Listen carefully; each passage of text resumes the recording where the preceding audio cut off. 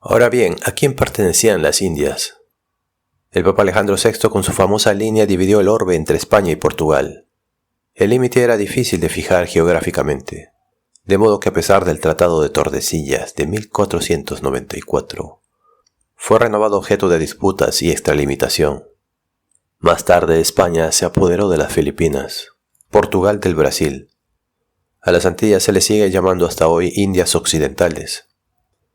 El litoral brasileño del continente fue lo primero que se llamó América por Américo Vespucio, extendiéndose después por el uso del nombre, en el curso del siglo XVI a todo el Nuevo Mundo. Los españoles se lanzaron ávidos sobre América. Fue una generación heroica de descubridores y conquistadores, mas también aventureros de distinta condición y origen. Como suele ocurrir en estos trances, fueron atraídos por el señuelo tentador. Fue una embriaguez que se apoderó de la nación entera. Fue una interminable sangría de decenas y decenas de millares. Iban a probar fortuna, en busca de tesoros, del oro falaz, mas también en busca de poder, de mando, de predominio. Los libros de caballería se troncaban en realidad palpitante, una ruda y salvaje realidad mucho más fantástica que todo lo imaginable. Para un tipo bragado, decidido a todo, las posibilidades no tenían tope. ¿Qué sino el de aquellos hombres? Aquí tenemos a un Balboa que descubre el océano Pacífico y tiene una muerte patibularia. Y he aquí a Ponce de León que, en demanda de Bimini, la tierra de la eterna juventud, topa con la Florida. Y Hernán Cortés fue uno de los más claros varones de la conquista, hombre de espíritu, seducido intelectualmente por la naturaleza, que se le derrumbaba a los pies, por el aliento de aquella vida virgen y lo singular de aquellas naciones niñas.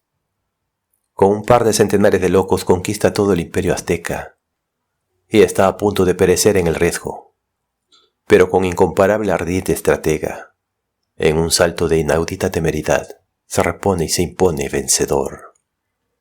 Nada se le pone por delante en realidad, y es el primero que acierta a aprovechar con sabia política y en provecho propio las rivalidades y diferencias entre los indios.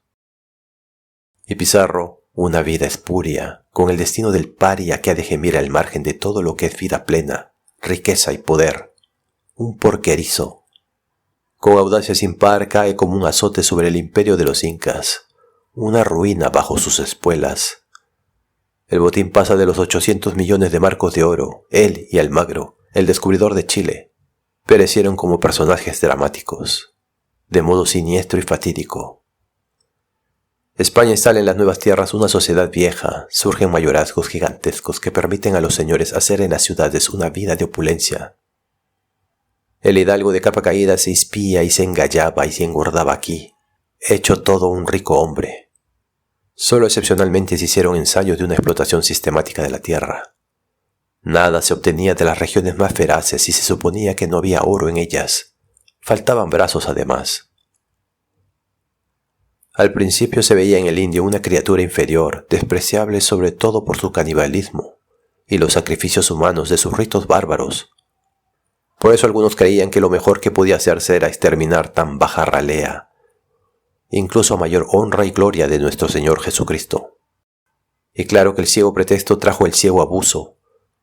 Se renunció a obligaciones de honor, de humanidad, de palabra respecto del bárbaro hereje, y se fue tan bárbaro como él, se lo despojó, se lo acosó, se lo atropelló y martirizó. De la mujer se dispuso con cruel arbitrariedad. El desdichado indio veía tan poca posibilidad de defensa contra la maldición que sobre él habían traído los dioses blancos, que se le murió la esperanza, ya para siempre. Muchos aborígenes se quitaban la vida, algunas mujeres se provocaban el aborto con pócimas secretas. ¿Para qué nacer? La corona de España acudió en defensa de los desgraciados, prometiendo la libertad a todos los que se bautizaran. Solo los que persistieran en la herejía seguirían viviendo como esclavos. Por el reparto de 1512, los indios quedaban sometidos a servidumbre en los fundos, pero fue tan difícil llevar humanamente a la práctica lo legislado, que en 1542 la corona puso a los indios bajo su protección directa. En cierto modo, como súbditos semi-independientes, su propiedad se consideraba intangible, Mas leyes tan sabias y humanas no lograron acabar con la esclavitud, con la expoliación y las persecuciones. Decisiva fue aquí la intervención de la Iglesia española. Mientras los franciscanos se consideraron custodios de los derechos de la corona, se convirtieron en paladines de la casta indiana los dominicos, dirigidos por el padre Las Casas. Por la bula del año 1537 de Pablo III, se consiguió que los indios fueran explícitamente declarados iguales humanamente, aptos para los sacramentos y dignos de ser admitidos en la comunión de los cristianos. Esto estimuló y facilitó la labor de los misioneros. Así, a la obra militar de los conquistadores sucedió la conquista de las almas. Pero la ya en sí poca densa población indiana había sufrido una mengua tan terrible, que Las Casas influyó enérgicamente para que se llevaran negros de África, que serían utilizados como obreros en las plantaciones. Por modo tal ingresa un elemento racial nuevo en la historia de la colonización americana. Ya desde el primer momento fue despreciada la sangre negra, que desgastó y desvalorizó a la India. El número de los negros aumentó rapidísimamente, surgiendo multitud de mestizajes que daban lugar a dificultades infinitas, no ingratas siempre a las autoridades españolas. Estas se mantuvieron tercamente en su punto de vista de que los altos cargos solo debían ser ocupados por peninsulares. Con ello quedaron excluidos de los cargos incluso los criollos de puro abolengo español.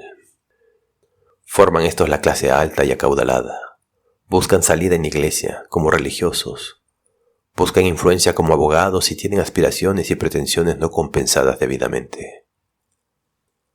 La realidad viva del gran imperio colonial reobra sobre la nación descubridora y conquistadora muy favorablemente al principio. Los monopolios son impuestos con toda severidad, puerta cerrada a las naves extrañas, a las mercancías extrañas, a las ideas extrañas. Sevilla era la gran atalaya de todo el tráfico colonial. Incluso los navíos despachados para otros puertos debían pasar por la fiscalización sevillana. Más de 100 galeones de 400 a 500 toneladas remontaban el Guadalquivir anualmente. Se hacían ganancias del 200% y aún mayores. Sevilla se convirtió en una ciudad de pequeños reyes. Hoy mismo puede verse cómo sus mansiones abarcan calles enteras, con sus enigmáticas fachadas y sus patios soberbios a la morisca. Los metales preciosos de los templos y palacios indoamericanos fundidos, así como las perlas y las piedras nobles, afluían a España para enriquecer sus iglesias, sus conventos, sus alcázares. Pero también sirvió esta riqueza para forjar las armaduras y fundir los cañones que necesitaban los soldados del Imperio Universal de España en formación, y para equipar sus flotas. Buena parte de los recursos en que basó España su hegemonía europea proceden de su expansión colonial. La presa de América hizo posible la lucha contra la Reforma. La propia economía española pasa por una era de auge y prosperidad. Las sederías, las pañerías, la viticultura trabajaron febrilmente en la metrópoli para surtir a las colonias, sin que la producción alcanzara muchas veces a satisfacer la demanda. Mercaderes flamencos y tudescos participaron también en este comercio de exportación, pero el contragolpe vino pronto y ello por diversas causas. Enflaquecieron los filones de metales preciosos en América, vengándose de una explotación desatentada. El monopolio no pudo mantenerse frente al poder marítimo de ingleses y holandeses. Las nuevas naciones de navegantes, la masa de metales preciosos acumulada en España paralizó la producción, creó hábitos de vida relajada y muelle, fomentó viciosamente la avidez de placeres y la tendencia a un indolente usufructo. Esto acarreó el fracaso material y espiritual de la hegemonía española en Europa. Acá la historia del descubrimiento toca problemas de la reforma y la contrarreforma.